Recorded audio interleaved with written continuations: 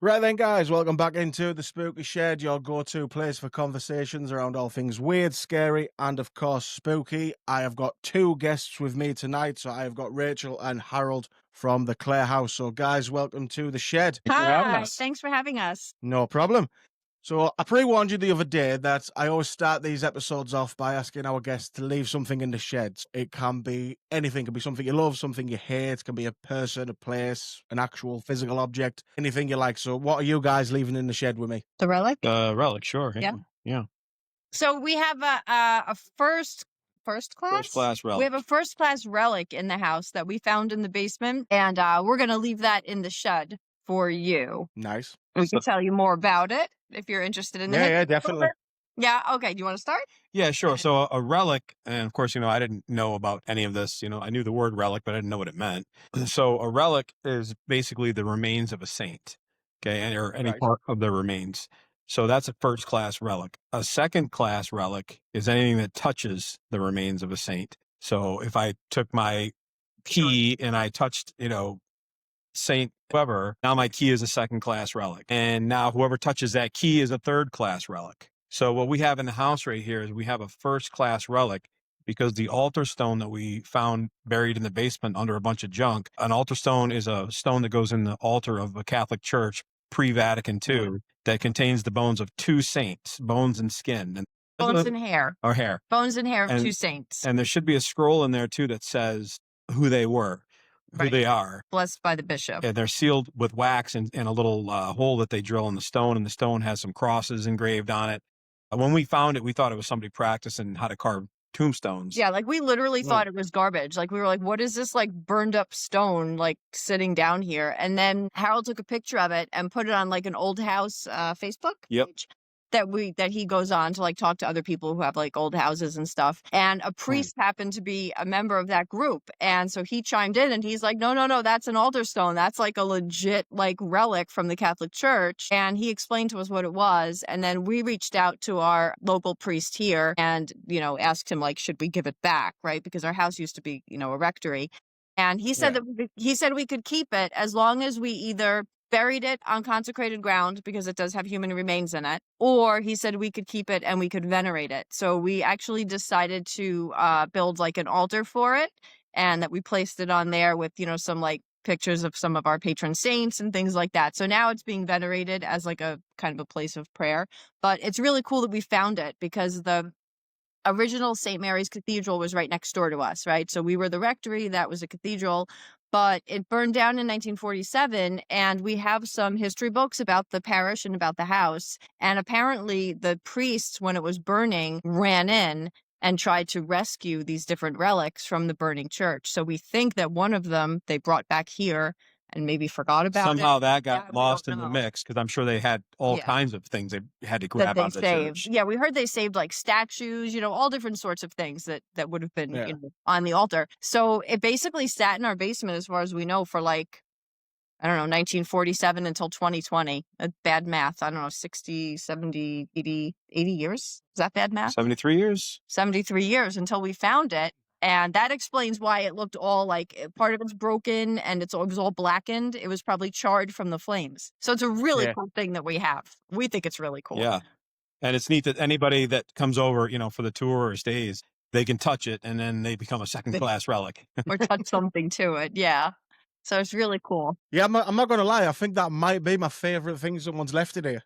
All right. That's awesome. So also, there's kind of a really, when we removed it, the story about what happened. Oh, yeah. So we found it in the basement in 2020. We were up here during COVID and nobody could go anywhere or do anything. So we were just like using our time to explore all these nooks and crannies in the house. And that's when we found it. And then I had emailed Father Morgan and he told us what it was and he said we could keep it. And then we didn't do anything with it. We left it in the basement where it was because for some reason, neither one of us felt right yet moving it. Like we weren't sure what we were going to do with it. And the house at that point was still like under a lot of construction. So I was like, you know what, let's just keep it down here and figure it out going forward. So we finally decided in April. So just like 5 months ago, whatever that is. Yeah. that we were going to bring it up and we were going to try to clean it because we had made like a little altar and like a prayer area at that point. We said, this would be perfect. Yeah. We'll put the altar stone here. So we had guests at the house who were really into the paranormal, and they had a lot of ghost hunting equipment and all that kind of stuff. They were super cool. And they were like, do you guys mind if we go in the basement with you when you bring it up and we make like a recording of it? So we were like, yeah, we don't mind. That's cool. So we all went down there. Meanwhile, we had been in the basement prior to, and the lights worked. Everything down there worked like just fine. So we go down there. She's got like her phone, which is doing one of these like voice. It picks up on voices apparently. And she had that equipment, and then she also had a camera, right? She was making like a little video, like not a camcorder, but whatever they're called nowadays. And so we went down there. And we went into first of all, we went to go into the room where it was. And when Harold flipped the light switch, the bulb popped and there was no lights. Which, okay, but it could happen. But it was weird, Yeah, it could right? happen. So then we go and we take it out of like the little shelf where it was hiding or stored. And we bring it out. I think you handed it to me maybe. And then her voice recording goes, I'm angry. So then I got like kind of scared. I was like, oh gosh, we don't want to make anyone angry, So we actually said that, right? We said that out loud. We said, listen, we're going to venerate this. We want to take good care of it. Father Morgan explained to us that it's, it's human remains. We want to be respectful. We don't want to keep it down here. This is like a dirty, yucky basement. We want to put it upstairs where it could be like, venerated and treated appropriately. And then it seemed like everything was okay. But then the woman who had the camera, her battery died. And she swears it had a full charge when she walked down there. We were upstairs and instantly went dead. And we were only down there at this point for maybe 3 minutes. Yeah. I mean, so that was wild. 3 wacky things, might equal a real thing. Who knows? So then I was a little scared to bring it up, but we did. We brought it up. We put it on the altar, in the area that we made for it. I prayed a rosary over it. We tried to explain that we're being respectful, and no problems ever since. No. So I think maybe if there were ghosts that didn't like that, they understand that we weren't being disrespectful, like we were going to throw it in the garbage or something. Yeah, I think when I heard the voice saying I'm angry, I think I'd have just put it back and moved out. Yeah. Well, I don't put a ton of faith into those things because I mean, they're programmed, so they probably say 95% of their vocabulary is going to be something spooky, and the other 5% is, Yeah, I mean, bland. maybe. But the light popping and her camera just dying, I mean, I don't think she has any reason to tell us she charged it if she didn't. Like, Right, like she wanted to record it. yeah, like she wanted to have a good recording for us. And then she's like, my battery just totally went dead. So that was pretty crazy. So that's what we're going to leave in the shed for you. No, I like it. Like I said, that's definitely my favorite one so far because it's a bit weird because it's human remains. It's interesting as hell, but like I say, whilst it is very cool and it will take a lot to beat that, the bar has not been set very high for things left in here. I will tell you. That's someone's left a piece of coal, a bit of a tree, a PlayStation. The weirdest one so far is someone said they were going to leave a butt plug in here. I mean, make of that what you will.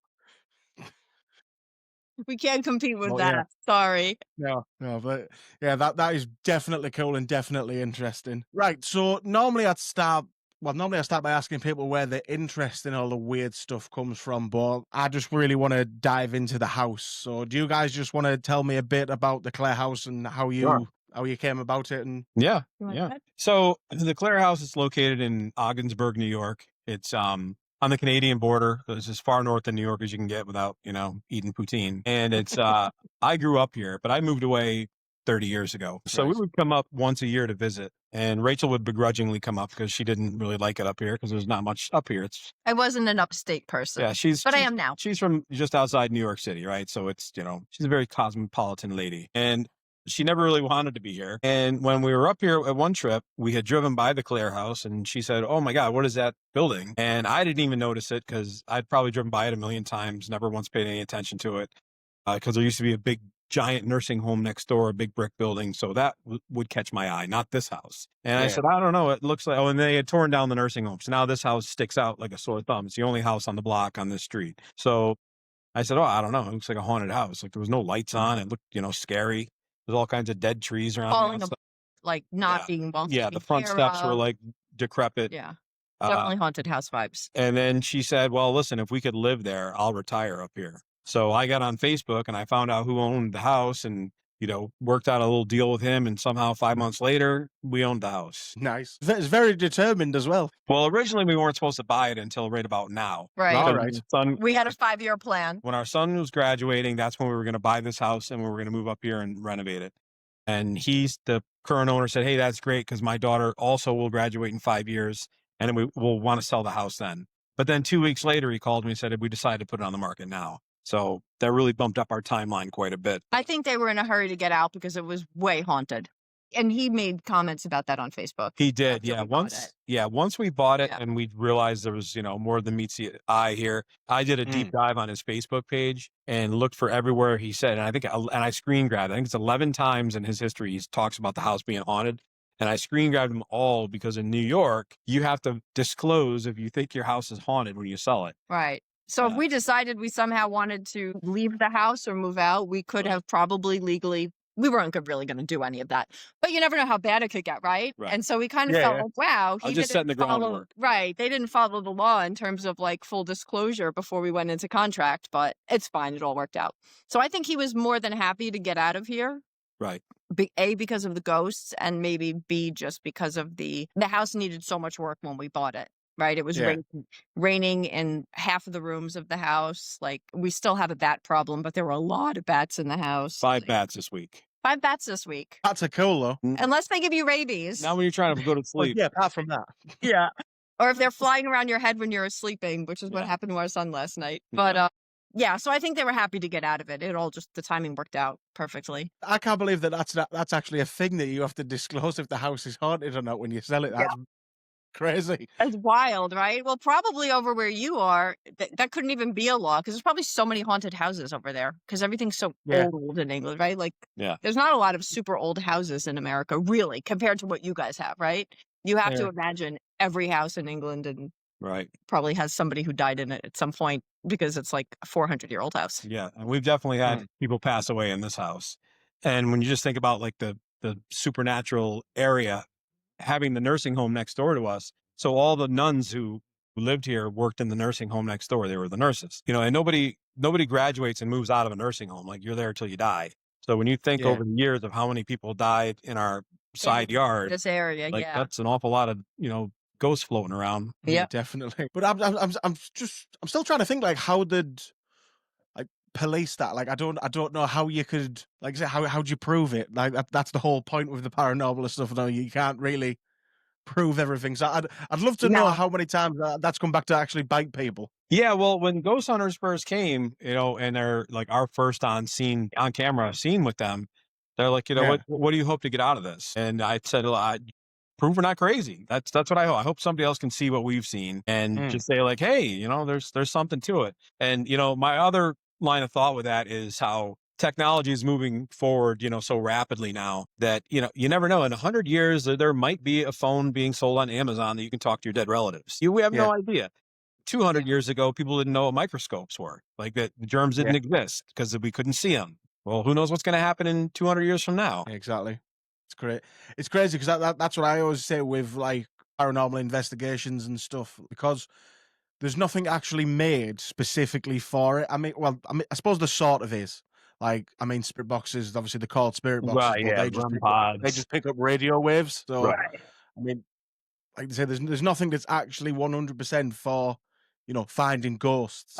No. So it will be interesting because there's probably people trying to come up with something. Oh, yeah. Yeah, someone will come up with something. I guess for us, it was more just like, and probably most people who maybe have experienced this or live in a house or work in a building that is maybe haunted, it's almost just a matter of ruling everything else out.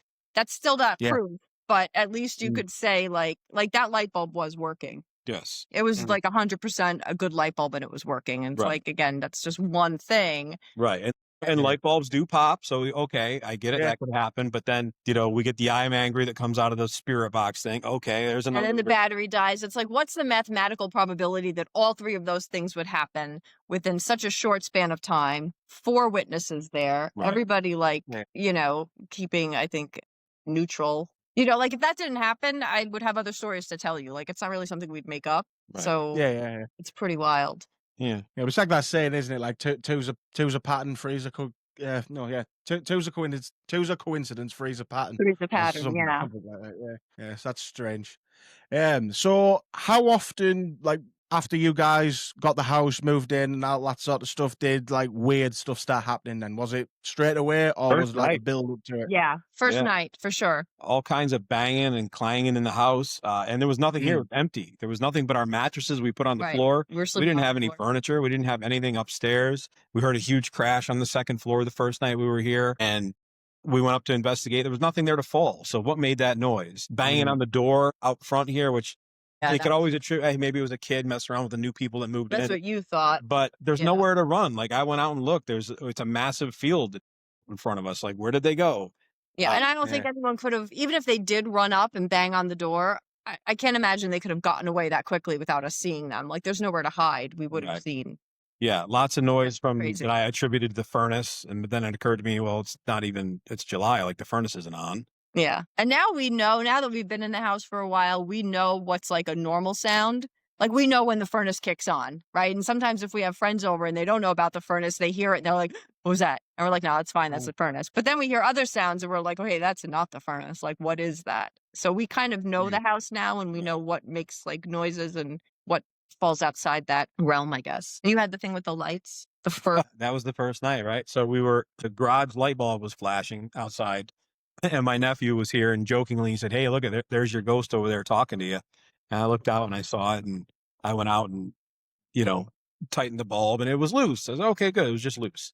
I got back in the house, sat back down, and it started flashing again. I'm like, well, I know it's not loose. I just tightened the thing. And that's when we heard the noise upstairs. That's right. And so I was already pretty keyed up at that point. So then when I went upstairs, I said, I had a little talk with the ghosts at the time. And I said, listen, like, we're the family that you want here. We're putting so much money and sweat into this Love. place and love. Like, the previous two people that lived here didn't do any work, right? We're just doing everything we can to make this place gorgeous. Don't scare us away. Like, this place will fall to the ground. I Right. said, and if you're good, you're good. And if you hurt any of us, I said, I will personally burn this house down and piss on the ashes. Ray doesn't like that. I didn't like that part. I said, that's a bit much. We didn't probably have to take it to that level so quickly, but it's okay. I get hot quick sometimes. Yeah, you do. But Well, yeah. well, I'm guessing it worked. Yeah, I mean, listen, I think we did a number of things that worked. I think the first thing is that maybe because we did fix the house, maybe at some point, if there is any type of, energy from, we think it's from people who were here before. We think our main ghost, who's like our favorite, is Bishop Conroy. We think maybe he is pleased now that he realizes we're not looking to do damage. We're not being disrespectful. And he had the place built, and he lived here for what, 43 years? He lived here for 47 years. Right, and commissioned the building of it. Until he became a bishop. So he lived here when he was a priest, then he became rector, then he became, he was the third bishop of Ogdensburg, and then he moved to like the Episcopal residence, which is not far from here. But this was basically his house, He was the one who oversaw the construction of it. He was the head of the parish at the time. So I think once maybe they realized that we weren't looking to do any damage, right, that helped. We also did have the house blessed. That's a wild story with the dogs and stuff. Blessed it. We had to go ahead. We got it saged. This is a scary story, but you're good for crazy stuff? Yeah. Okay, because this story is crazy, and every time I tell it, I feel like I have to tell people it's crazy because I'm so afraid that people are going to be like, she's freaking crazy. But this is what happened, and people can take it for whatever. So we had Father Morgan came and blessed the house, and when he got here, so we had this dog who's like the best dog ever. Huckleberry was his name, and he was the best dog you could imagine. Just the sweetest, best dog. So when he never liked the house, Huck never liked the house. No. Huck had like his first ever accident in this house, like, making pee-pee on the floor, like stuff he would never do, right? Yeah. But you chalk that up to a dog being in a new environment, maybe being stressed from traveling, like, right? And that's logical, right? Dogs just being dogs. Yeah. Then Father Morgan came to bless the house, and Huck was he vicious? I don't want to be. He's very aggressive towards him. He was super aggressive, like showing his teeth, growling, barking. We had to put him in the crate. Yeah.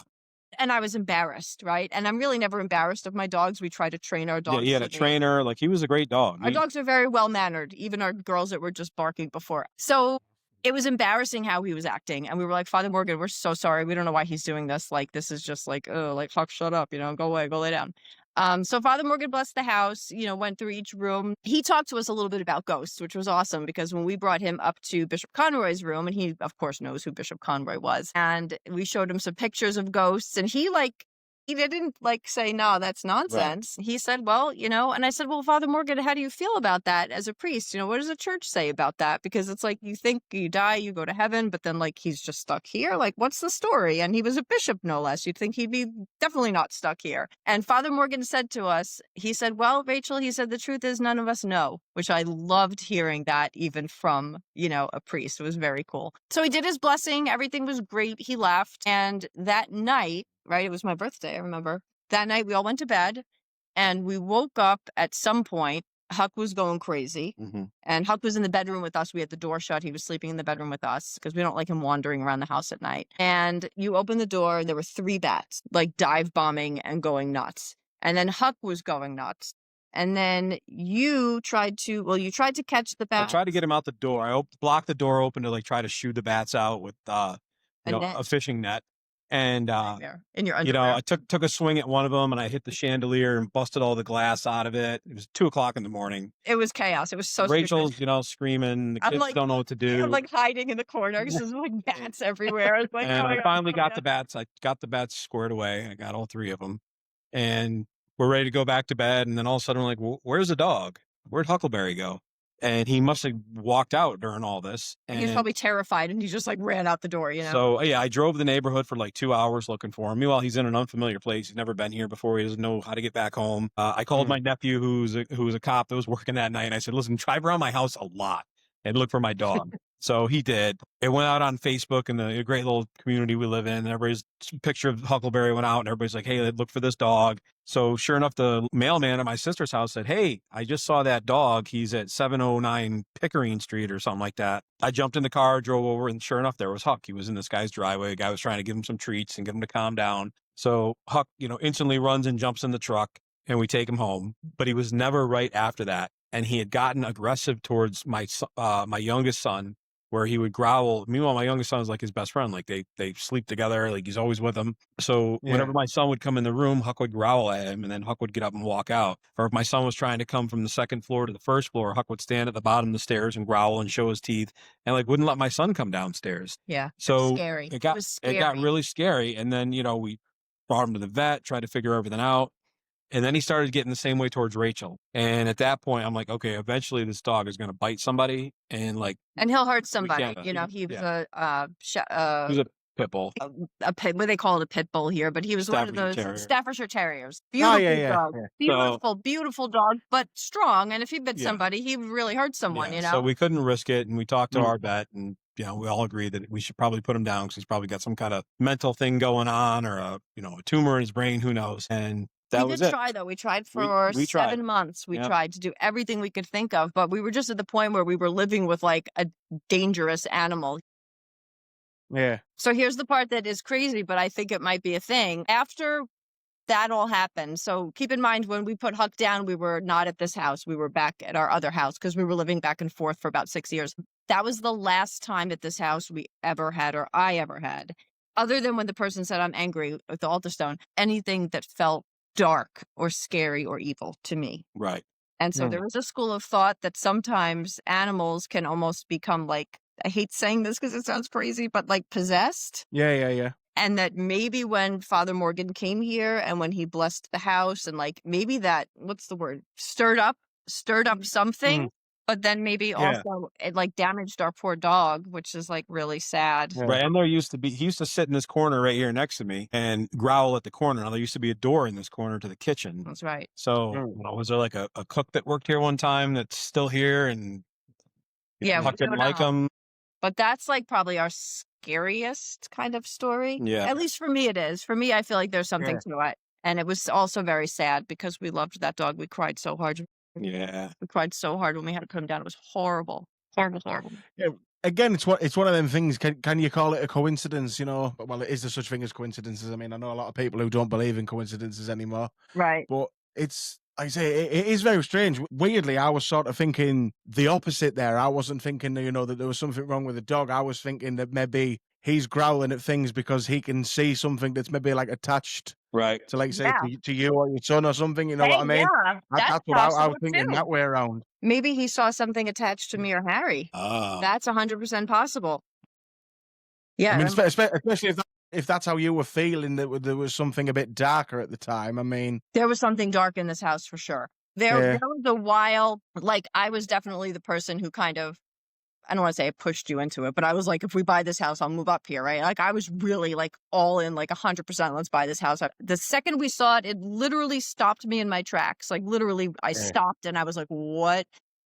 After we bought it and we spent, the first couple of nights and then we'd go back downstate and then we'd come back up. In my mind, which I didn't tell you until like Ghost Hunters, I think. So like 4 years later, in my mind, a lot of times I would have this sort of internal monologue where I was like, oh gosh, I'm going to have to tell Harold that we have to sell this house. And he's going to be so pissed at me because I just made all these promises based on like, if we have it. And I think we have to sell it because I'm terrified to be there. But I never said it. I never told you that at the time because I was like, he's going to be so mad because I was like, we had to pull all these strings and make all these things happen to buy it. But I don't feel that way at all now.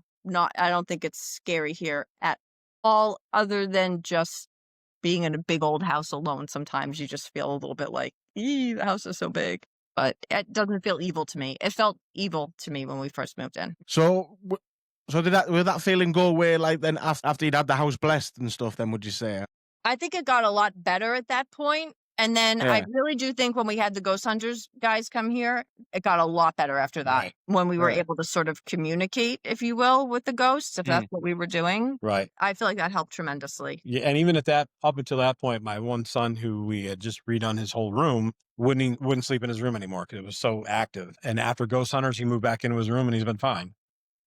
Except for the occasional bat. Yeah, I mean, I like when you mentioned that there, then like I said at the beginning, bats are cool, which they are, but I wouldn't want them in my house flying around my head, especially if I'm asleep. So No, I don't envy us on that one. It's yucky. It's really yucky. Yeah, and who knew they make noise? I didn't know bats made noise. I've been misled my whole life. So when they do their sonic, their radar or whatever they do, you can hear it. People can hear it. It's like it sounds like a squeaking. And on top of that, I always heard bats can't take off from the ground. I always heard they had to climb up something and then fall to take off. Not true. They can jump off the ground and take flight, which I learned the hard way when I thought I had one in the bag because he was on the ground. And I was taking my time to get him in the net, and he just jumped right up and started flying away. Yeah. Yeah. That's like a whole other episode is just talking about bats because they are pretty cool, like you said, but they're creepy. Yeah. I take they're definitely weird, but they're cool. But I think that's why they're cool, because they're so weird. Because to me, they're one of them animals that doesn't really make sense. Like it doesn't know what it is. Exactly. Yeah, I agree with that for sure. It's like something that's been just like thrown together and has just been like, right, that'll do. Just leave that as it is. Yeah, a flying mouse or something. Yeah. They look a little wolf. Yeah. Oh, they do look like wolves. Their little faces look like wolves or foxes. Yeah. Yeah. Weird things. So obviously you've mentioned. Sorry, what was the bishop's name? Bishop Conroy. Yes, that's the Bishop Conroy. So you've mentioned him. That obviously he's a ghost there in the house. So do you have any others that like standouts that that you're used to talk about? Yeah, there's a few. Well, we have one that's called the skeleton face lady.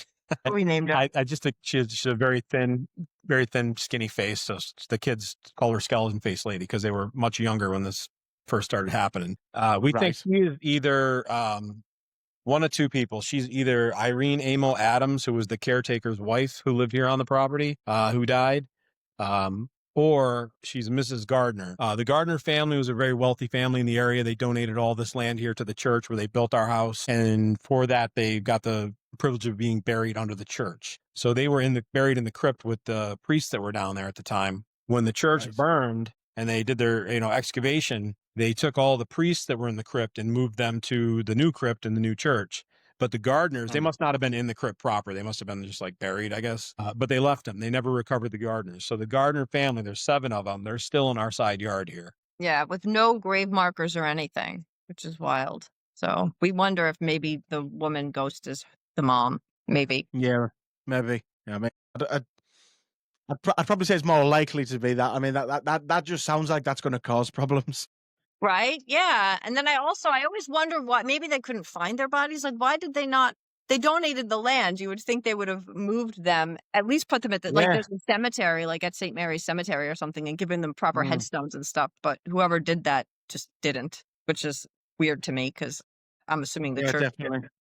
Or maybe they didn't know. No, they did know because it's in the book. Yeah, it's in the book. We have a history book about the parish, and it says those remains were left. So they knew. It was weird. Yeah, like I said, that definitely seems strange considering, like I say, they literally donated the land and everything. You think they'd get a little bit of special treatment. Yeah. I'm wondering if they were like not like, the crypt I'm sure was still intact when the church, burned and fell apart because it was all stone. But maybe they weren't in the crypt. Maybe they were just like buried and had, I don't know, just somewhere on the property and nobody could find because there were no markers. I don't know. Yeah. The book doesn't say anything other than that they were left there. That's all it says. That's definitely a strange one. So have you ever, rather than just obviously hearing things, because I think that's the big thing for people is hearing things. I've heard things even in my house that I'm in now, which is a new built house. So don't know why I should be hearing things in there. They shouldn't be haunted yet. Have you ever seen anything? Yeah. So there's, we have a few standard ghosts here. We have the little girl who's been seen by Rachel, both of my sons, and my 5-year-old nephew saw her. And meanwhile, he was never primed. Like, we never talked about ghosts to him because I didn't want him to be scared of the house. But he came downstairs one day and said, "Where'd that little girl go that I was, playing with?" So that gave me a little bit of a freak. There is a little boy's voice that we heard on Ghost Hunters when they were doing their recordings who says, "I'll ask my mom," and Bishop Conroy. Yeah, those are our... And Skeleton Face Lady. Skeleton Face Lady, yeah. So I guess we have 4, including the boy. So the little girl, we think, right? So certain things that happen, we attribute to her just because, I don't know why. So there's a couple of things that happen either to guests or to our dogs, our current dogs, that we always attribute to the little girl, because the little girl to us, for some reason, seems like she's like playful, like she's a little bit of a prankster, if you will. Yeah. When our nephew Camden said that he was playing with a little girl, he said that she pushed him off the sofa, and we were like, Cam, there's no other kids here. We were having a little party at the house, but it was a grown-up party only, except his parents couldn't get a babysitter, and we love him. We said, okay, you could bring him. He's here all the time anyway. So we always attribute a lot of things that happen that seem sort of not scary to our little girl ghost. For example, we have one room in the house where when friends, family, or guests stay, they all have a similar experience. And I'm not going to say what room I probably shouldn't even say, but I'll tell you. What happens is somebody comes over and grabs their feet while they're sleeping in bed. Oh, no, I couldn't deal with that. It's happened to numerous people. We never, this is the first time we're like saying it in public, because we never tell the next guests. We always will say the next morning at breakfast, hey, did anything happen last night? And a lot of times people will say no, like everything was fine. But other times we've had random people from like all over the country who come to stay who are like, yeah, I think something grabbed my foot. So that's like really weird. And 2 people that shared that with us, neither one of them were afraid. We said, oh my gosh, I would have freaked out. I would have freaked out if like, don't do it to me if you're here right now. And they said like, no, they said it was playful and it was kind of funny. I didn't get like a scary feel. So that's maybe why we attribute other like playful things to her. So our one dog, we have 2 dogs, one's sitting right here. Shasha, say hi. Say hi, Shasha. And this is the other one. The one, Gia, this one, she's a dope. She has been locked in rooms by herself, and she cannot get out, and we have no idea how that happened. And it only happens to Gia, and Asha usually stays much more by my side than Gia does. But it's only, I'll turn the camera so you can see Gia because she's cute. Gia, say hey. Do you see her? Here she is, Gia. So, and it just happened like 3 days ago. So what happened 3 days ago, this is probably the 4th or 5th time it happened. I was outside on the porch reading. My husband and our oldest son were in the room where the TV is, watching TV. They had the air conditioning on because it was super hot, and they had both dogs in there with them, right? Because it was really, really hot here. And they opened the door. Caleb opened the door to do something. Asha didn't get up, but Gia got up, and she was kind of roaming around the house. A few minutes later, they both noticed that they couldn't find Gia. Hey, where'd Gia go? So they went around the house looking, and they could hear her whining. And did you hear her knocking on the door? Yeah, scratching. They heard her scratching at a door. So again, the house is really, really big, right? It's got 38 rooms. So they go upstairs and they pinpoint the room. And sure enough, it's our oldest son's room that the dog is in. But meanwhile, he had his door shut before he came downstairs. He swears he did. But again, maybe he didn't, right? Maybe he thinks Right. he shut the door and he didn't shut the door. That's totally possible. Yeah. The other thing, though, is that the door to his bedroom, it sticks really bad in the hot weather. I guess it expands, the wood, and you literally have to put your shoulder on it to get it to open, and it makes like a big creaky, squeaky sound. We never cut the door because the doors are like original to the house. We probably should sand it. So they go upstairs. They hear this, they know it's Gia on the other side of the door. They go to open the door, and Caleb had to put his shoulder on it to get it open. So the question is, first of all, this has happened about 4 or 5 times in different rooms of the house. But the bigger question is, how did Gia get that door shut? Yeah. Did she put her shoulder on it? Did she walk into the room, turn around, and she is a big dog, right? They're like 130-pound dogs. And then did she deliberately put her shoulder on a door to like slit to shut it really hard? Yeah. That's kind of hard to believe that a dog would do that. And that's happened to her, but it only happens to Gia. So I always usually say it's the little girl. She likes to like play little pranks on the dogs. Maybe she summons them upstairs and they go into the room to see her, and then she shuts the door on them. So that's a weird one that's definitely happened. weird. And that's happened a lot with Gia. And every time, 2 times I found her in this other room we call the sad room. Again, in order for me to get Gia out, I had to like turn the knob and push the door. It's not, to me, that's something somebody with thumbs or has to do. So Yeah, definitely. But, again, was it a draft? Did the draft pull the door shut? I guess maybe, but I don't think so for that one.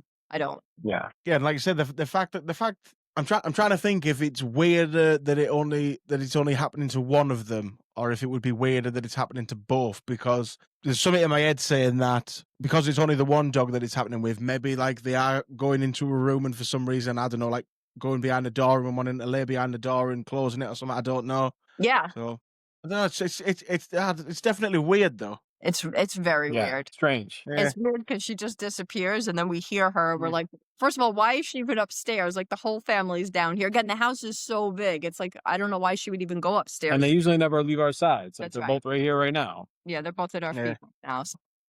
But that's like not a scary story. It's just kind of something interesting, and I guess we don't know. Yeah, it's not scary, but it's definitely strange. We've had the pocket doors slam shut.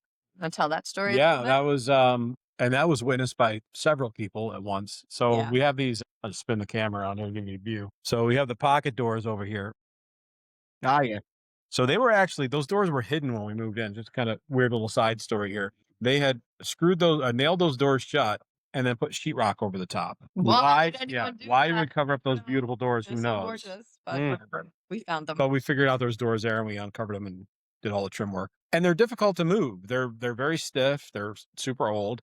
And they make a lot of noise when you move them. So we were sitting in the other room across from us here on the other side of those doors, and 3 of my sisters were there. I'm the youngest of 5 sisters. So 3 of them were with us, and Rachel was there. And we were talking about the Roe v. Wade had just gotten overturned, right? The what do you call it? Abortion. The abortion law, right? So you know how the Catholic Church feels about that. So half of our group was like, yeah, that's good. And the other half of the group was like, no, that's not good. And then instantly that one door slid like halfway shut silently. Didn't make a sound, moved halfway closed. That was freaky. And we all looked and we're like, okay, everybody saw that happen, right? And I said, listen, this is crazy because watch how hard it is to make this door move. So I got up and pushed it, and it's, you got to do it just right. And it makes noise, and it didn't do any of that when it slid shut. So we're like, that's pretty wild. And it slid shut fast. Yeah. Like it was like it wasn't like it was maybe, because the house is all crooked, right? Everything in an old house is sort of wonky. So it's not like, maybe like gravity, like slowly, it just kind of, that was wild. Yeah. And that was, so that happened right here in this room we're in. And then also in this exact same spot as well, my niece, who's a grown woman, her and I were sitting together in this room, waiting for a food delivery to arrive. And a lot of times what happens is people don't see the doorbell outside and they knock and knock and knock, but it's so far away we don't hear it. So then they just walk in and they say, hey, I'm here. And it's like, that's fine. So we had ordered food delivery. We're waiting. And her and I both saw at the same time a man walk through the hallway right across from us past the door. Now, did I see his face and, can I tell you what he's wearing? No, because I just thought it was the delivery guy. I didn't really pay attention. I could tell you it was like very dark. So she looked and said, oh, is that the food guy? And I said, hey, we're in here. And nobody came back. And I said, yeah, he just walked by, right?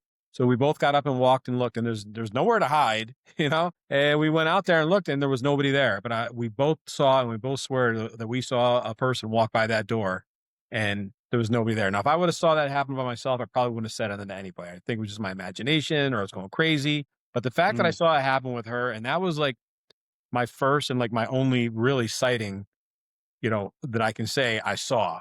Yeah. 100%. Like everything else is like, yeah, I could attribute it to this or that. But this is like, no, I'm telling you, there was a guy that walked by and I have a witness who was there with me. So that was right here in this right next to the pocket door. So like this might be, a popular spot. Maybe this is where Bishop Conroy hung out most of the time. And our boys have seen him in the doorway. Right, same doorway. Of the dining room here, and then the parlor, which is just connected by the pocket doors. Both of our boys saw him together at the same time. Our boys were in here, like looking at their phones or whatever they were doing. And they looked over. I don't know why they looked over at the doorway. And they said they saw a man again, but it looked like black, shadowy. But they saw his hat, and they described that he had very broad shoulders and that he was just kind of just standing in the doorway. But they did say that he was big, like his shoulders kind of filled up the doorway, like he was like a big presence, I guess. And they've seen him a few times since then. I've seen him a bunch of times, and Harry hears his feet. Harry can hear like his footsteps, or Harry hears footsteps. I don't know if it's his, but Harry's bedroom is right across the hall from the room that we say is Bishop Conroy's room. It's the room where we have the picture of Bishop Conroy in the window. And Harry will hear like out in the hallway. I say, Harry, do you ever go look? He went and looked once, and that's when he saw the little girl. Right. But he says he doesn't look anymore. He stays on his side of the door, and the ghost can stay on their side of the door. That's Harry's quote. He's going to do his thing. Right. And that also, so Bishop Conroy's also the one who my nephew saw that the night of our party. Oh, he was the only kid in the house because it was an adults only party. Yeah, I told. So when I brought him upstairs, when he said there was a girl here, a kid, I knew there wasn't. And when I brought him upstairs to show me, what was going on, I tried to point, and when he said the man grabbed her and threw her up the stairs, I tried to point out, we have various portraits up there. So I said, did it look like this guy? Did it look like that guy? Just hoping he would say, yeah, it looked like that guy. And then I would say, okay, well, they were all president's portraits. And I said, okay, well, George Washington wasn't here. So this kid's full of crap. So he said, no, it looks like, and he brought me in the room that we have a big portrait of Bishop Conroy. He brought me in there and he said, it looked like him. So I thought, oh, okay, like nobody told him who this is. Nobody's ever said anything to him about this. So again, like how many coincidences equal fact? Like what's the ratio? Yeah, exactly. That's strange. I always think it's weird with kids as well. That the kids can apparently, they can see more. I mean, I don't know why that is, but it always seems to be the case. I mean, I was always told that when I was a kid, I used to do it. I used to sit in my bedroom and talk to people that weren't there. I know my niece used to do it because she scared the absolute hell out of my sister-in-law one time. They'd just moved into a new house themselves, and my sister-in-law was in the living room, and my niece was playing out in the hallway, and she was she was talking. And then when she went into the living room, my sister-in-law said to her, "Who are you talking to?" And she said, "Oh, the little boy out there." And then that was it. They had to move again. No, did they really? Yeah. Oh my gosh. Yeah, it could be scary for sure. There's something a little disconcerting about, like, if you feel like an energy or something. Like I said, it's very nice here now. Do you think it's very nice? I don't. I'm more scared of bats than anything. Yeah, I would take the ghosts over the bats any day out of the week. But I think we still feel energies here, and I still see things, but it doesn't have like a heavy. It had like a heavy feeling for a long time, and not a nice. Yeah. It wasn't nice, if that's like the right word. I think it felt angry, or maybe evil is the right word. And it doesn't feel that way now, but there's definitely things that happen that to me are just more like funny. Like the thing with the dog, if that is like a paranormal thing, it's harmless. I mean, the dog doesn't think so, but that's fine. She'll survive. She's got a nice doggy life. Yeah. It doesn't feel bad. And we haven't had none of our guests have ever. Well, we did have those people that left. Whoops, I forgot about the people who left in the middle of the night. Minus them, but every guest so far, every guest so far has had a positive experience. And they've had, love to talk about it in the morning. However, one guest who checked in, and she told us during check-in, she said, listen, I stayed at this other place in Troy, New York, a haunted bed and breakfast. And she said she was an empath. And she said, I had to leave at 3:00 in the morning. There was so much going on, I couldn't stay. So I said, oh, okay, it's like, there's a lot of positive energy here. I think you're going to be fine. It's great. And then we woke up in the morning, and as we were making, the breakfast and everything, I looked out and I saw that their car was gone. And then Rachel went and checked her app on her phone, and she had apologized. And listen, I'm really sorry, but I couldn't stay. I had to go. She left. Missed out on a great I know. breakfast. She still gave us a good review though, so that was good. I was happy about that. I was like, oh gosh, I hope she doesn't give us like this really scary review so people don't stay. She didn't. So yeah, we don't really know what exactly happened or why she left, but she left. Yeah, it's a shame you couldn't find out. But I suppose if she did leave a review saying about how scared she was, I mean, that could make certain people want to go there more. So I mean, it could be a good thing. It I could don't be a think she bad thing. mentioned anything about it. I think she just said how, She just said she had a how great great we time were in and the that the house. house was beautiful and that we had restored it. You know, she left like all that out. So it's her story to tell. It's not really ours. So it's fine. Yeah. It's another one of them things that like I can't fathom in my head. Like obviously, some people could just feel a lot more like energy in places and stuff. And it's something me and my old co-host Billy, we used to argue about like residual energies and stuff all the time. Yeah. We just learned about that when Ghost Hunters came, residual energy. Yeah, we didn't even know what that was. And then they like explained all of it to us. And I was like, okay, that makes sense. And that's almost more of like a scientific, right? It sounds a little more logical, I think, when the way that I don't know, because I'm very skeptical on residual energy. Oh, yeah? Because to me, you only feel it when you know about it, if that makes sense. Like if you're going to a place that you're told is haunted, you're going to feel something. If you go to a place where loads of people have been murdered, you're going to feel something. Right. Right.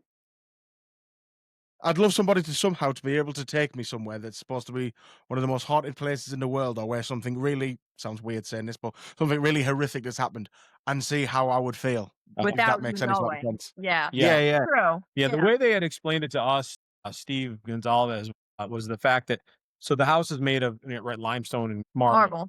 And the limestone has like I'm going to call it like a battery effect, right? Like quartz can save a charge. So he was saying, when you hear that doorknob spinning, like it's not really moving, but it has moved so many times over the past 148 years that it's like recorded in time with this giant battery that we live in.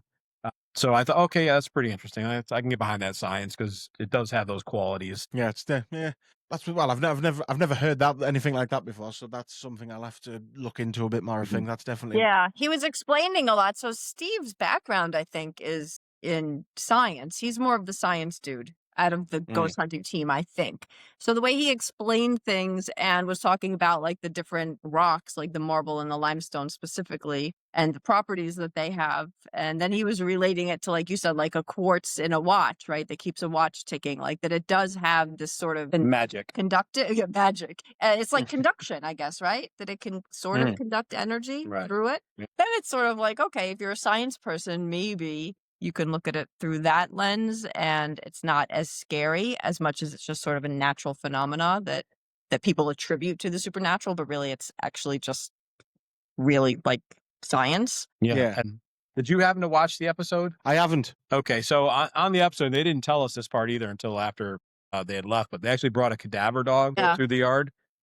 And, they didn't get any definitive hits, but, a couple possibilities, but nothing we could really dig on because the yard next door at the time belonged to the city, not us. So, but if I would have known, I would have told them I had a guy come to give me a quote on gutters outside. So he came, he looked at the house, did his thing. I offered him a tour of the house. And at this point in time, the house was like very raw still. It was, it wasn't a nice place. Still needed a lot of work. So both, physically and, spiritually.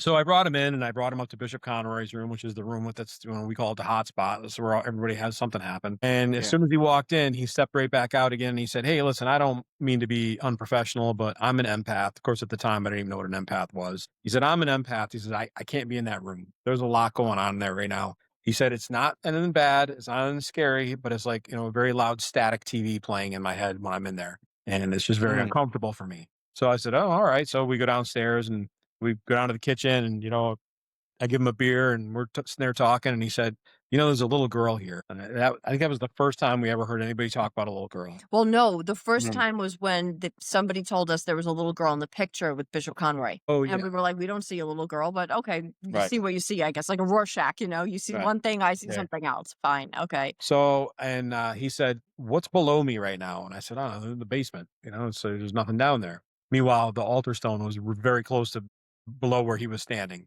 And then he said, she's telling me to dig right below where I'm at. So I'm like, okay, this guy's nuts. All right. Yeah, right.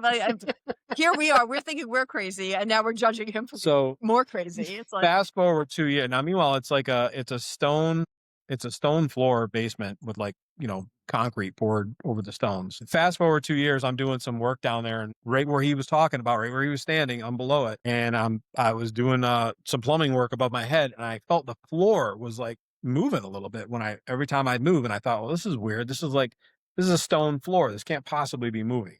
So I just took my hammer and I whacked it, and the floor was only like a quarter inch of concrete there. It was super thin, just like somebody mixed a bag and poured it on. And there was dirt underneath it. So I took my little shovel tool and I dug down about a foot, and it was just pure dirt, no stone. So I thought, all right, stop right now. Because A, I'm not ready to find something if there is something here. And definitely. B, this is a little too freaky for me right now. So I stopped and I put all the dirt back in the hole, and I didn't touch it again. And then recently, I don't know, you probably saw in the news about that convent. Remember, we had the nuns living here, that convent in Ireland where they found 400 dead babies in the cesspool or whatever down the well. So Yeah. I thought, holy cow, is that happening here? Were they putting kids down a well here and they filled it in? So who knows? I'm not going to dig it up though. I'm going to let them have no, that. we're not going to dig it out. Yeah, I'd stay away from that. Yeah. I saw Poltergeist, Yeah. the movie. It was really weird exactly. though that he said that. That he said there was a little girl, because that was the first time someone else had confirmed that there was a little girl here, and these two people didn't know each other. One person was a friend of ours from downstate, and then this was just a random guy that we we're going to hire to do some work. Yeah, that was weird. Yeah. It's funny too when you're in a situation like that, right? You talk about movies, like when you watch a movie and there's someone in the basement digging, and they stop digging. As the viewer of the movie, you're like, dude, keep digging. But when it happens to you in real life, it's like, don't keep digging. It's so different than the way you react is different than how you think you would act. Yeah. That was weird. Yeah, that was strange. So is that because the ghosts were happy or mad? The phone was dying. I was plugged in though. I don't know how that's possible, but all right. Yeah, that was weird. Yeah, that's odd. Yeah. Where were we? Basement. Don't dig in. Don't dig in your basement. Don't ever dig in your basement. Self-preservation. Mainly, I didn't want to keep digging also because I didn't know if there was just a piece of rotten wood covering a well and I was going to fall in. Well, yeah, that's also a point. Yeah. So before you guys obviously bought the house and obviously all this weird stuff started happening, did you have any interest in the paranormal and the weird things in life, as I say? Didn't believe in it. I definitely believed in it. I mean, I don't want to say I had an interest in it, but I definitely always liked watching ghost movies, and I like reading books about ghosts, and thrillers and things. But beyond that, I mean, I think any interest I had is probably what most normal people you want to go see a scary movie at Halloween time or something. Yeah, but nothing beyond that. I was never a person who was into a Ouija board or a seance or any of that kind of stuff. And we're still not into that, and we do not let anybody do that stuff when they're here. It's 100% not allowed. That's in the rules. Yeah, no Ouija board. No, it's not worth risking it. That's right. That's right. Yeah, we got enough. It's funny because I always ask people this because more often than not that's how I start my episodes, and 9 times out of 10 everybody has the same answer. It was always like, oh, I've always been interested in it ever since I was a kid and all this, and it's just. It's not boring, but they know it's always the same answer, and I ask it because my interest in it is odd because I was interested in it when I was a kid. I used to always watch say Most Haunted Ghost Adventures and all that sort of stuff, and then as I got to teenager, I very much I wasn't bothered with it anymore. I stopped believing in things. I didn't really care anymore. And my interest peaked again when we started doing this. Me and my old co-host Billy. We used to do a podcast before this, and after we'd done that one, we sat and had an argument for an hour about if we believed in ghosts and stuff, and that was why we decided to do this. And speaking to people and hearing other people's stories like yours and experiences and things that have happened, it's definitely made me more open-minded. I was very close-minded on it before. I was like, no, it's not a thing. But hearing people's stories and stuff and how similar some things are, to me, it just like there has to be something in it. If that makes sense. Yeah, for sure. Yeah. And then Harold, I know you've obviously been on Tommy's podcast, and he has a lovely catchphrase that I like to steal off him. So he says that when you look into the paranormal, it looks back, and I think that is a thing. For sure. Because a lot of weird things have started happening in my life ever since I've done this podcast now. Yeah, listen, that's the veil is thin, and you can see through both sides. Yeah, it's very weird. Quick one for you, because well, we spoke a lot about doors and banging doors and doors closing and opening and being locked. My son, he's 9 months old, and this was about 2 or 3 weeks ago, and he has to sleep with a white noise machine. It's the only way he'll sleep. And I was sat downstairs. My partner, she was on night. She was at work. I think I was editing an episode of this. I could hear his white noise machine, and normally when his bedroom door shut, you can't hear it. And he has like a hook thing on the back of the door, so it's really tight to close. Like you said, same with yourselves, you have to properly, if you want to close it, you have to pull it. If you want to open it, you really have to push it. And then I could hear his machine, and it was getting louder and louder and louder. And I was like, "I don't say it's broken. The volume's just going up for no reason. I'm going to wake him up." But it wasn't like, and then I could just hear it as like the volume normally is, and I was like, "What the hell?" So I walked upstairs, and his bedroom door had just opened for like no reason. So that was weird. Yeah, that is weird. That's weird, right? And again, you could say like maybe it was a draft, maybe it was this, that, the other, but also like maybe it wasn't. Maybe it was something different, right? That's the thing. Like kind of like Father Morgan said, we don't know. Yeah, exactly. We don't so I feel like you out something if you don't know. Yeah, exactly. And the other weirdest one, the one that's almost freaked me out the most. So when it was my birthday last year, obviously got birthday cards and stuff off everybody and put them up on the shelves, mantelpiece and all that. And then 2 days after my birthday, I came downstairs and every single one of my birthday cards was on the floor. Nothing else had been knocked off any of the shelves, just all my cards. Huh. That's weird. Yeah. So I was like, is there some like poltergeist in here that isn't happy that it's my birthday? Maybe, yeah. Or maybe they don't like the cards being on the mantle. They didn't like your decorating or something. Yeah, well, a few people I've spoke to about this, we've sort of come up with the conclusion that ghosts aren't happy about birthdays because they don't get them anymore. Yeah, maybe. Makes sense. That makes sense. Hey, you never know. Exactly. Is your phone working yet? So curious about what's going on with the phone. Okay. All right, it's taking a charge. At least it's charging now. Yeah, that was odd. Yeah. Well, annoyingly, I think that might be it. Okay, I'm trying to think if we have any other stories we haven't told. We told about the dog. We told about the little girl. It's like all these stories pop up and then we forget them. It's like so many happen that after a while, it's like you kind of forget, and then someone reminds you. You go, "Oh yeah, I forgot that happened," but I can't really think right now. I mean, other than like the empath guy, like he never showed up again. Yeah, he never came back. Couple other guys who worked with our carpenters that we had would only work. They wouldn't stay here alone. They would only come if the other guy came. Yeah. Right. Yeah. Safety in numbers.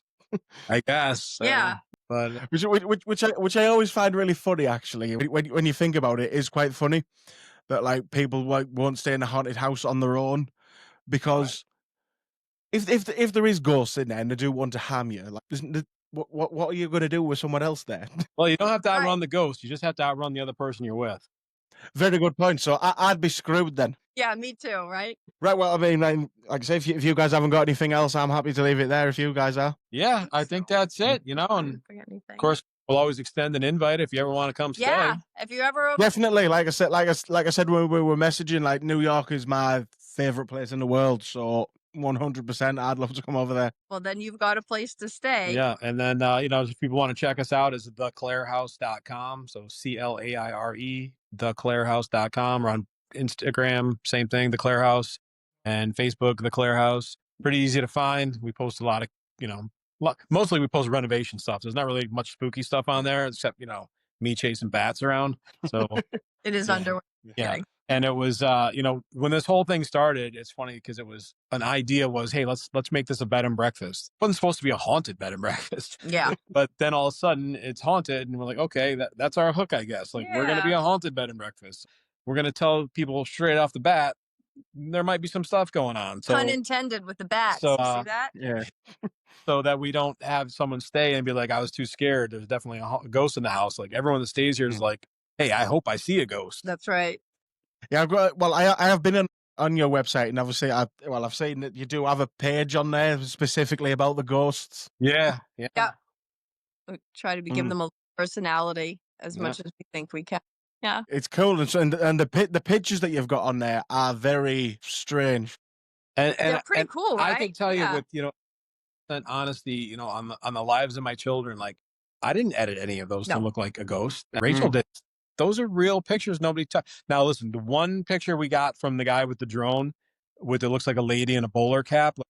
Could he have edited it? Sure. Like I don't have proof that he didn't, but like the Bishop Counter, skeleton face lady, like those are our pics from our phones that like nobody touched. Right. And we didn't take the pictures of that. Those were pictures of the house that then when we zoomed in, we were like, oh my gosh, like check it out. Like those pictures weren't taken for that purpose, if you know what I mean. They were pictures of other things and then noticed that there's like something weird in the window. Yeah. That's crazy. Very, very strange. It sure is. But we think it's a house now. We don't think it's scary and we feel good, but we just don't feel like we're alone all the time. That's all. Good. Well, that can be a good thing sometimes. Sometimes you do want to be on your own. Yeah, exactly. And I don't have a dog about it, but they're pretty chill. Yeah. They're not barking, so that's good. Yeah. Right then, guys. So thank you for being on the podcast. It's been a pleasure. I've really enjoyed talking to you both. It's been very interesting. Thank you for having us. This was a lot of fun. No problem. Right then, guys, so we shall leave it there for today. So, as always, you can follow our Instagram page at the Spooky Shed Podcast. Link in the bio there for all the other social medias that we do not use. YouTube channel, Patreon page, merch store, and all that is there. So, yeah, go and follow stuff. And we shall speak to you next time.